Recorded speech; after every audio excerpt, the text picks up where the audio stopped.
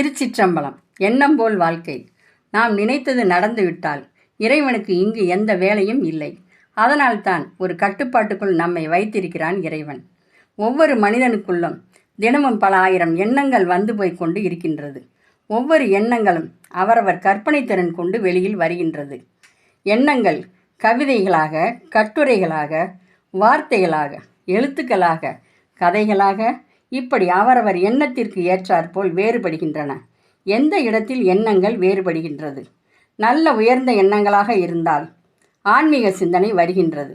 அவரவர் வேலைக்கேற்றாற்போல் நற்சிந்தனைகள் வாழ்க்கை தரத்தை உயர்த்துகின்றது. சமுதாயத்தில் ஒரு பெரும் புள்ளிகளாக மாற வைக்கிறது.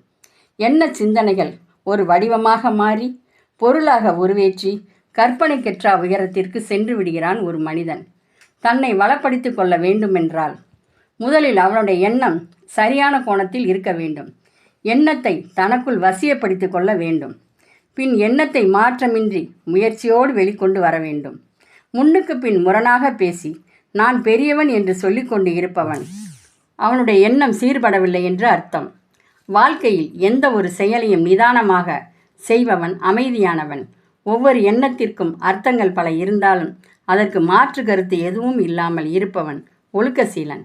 எண்ணம் என்பது மனிதனின் வாழ்க்கையை சீர்படுத்தவும் முடியும், சிதறடிக்கவும் முடியும். இது அவரவர் எண்ணத்திற்கு ஏற்றாற்போல் எடுத்துக்கொள்ளும் விதத்தில் இருக்கிறது. அன்பே சிவம். நன்றி.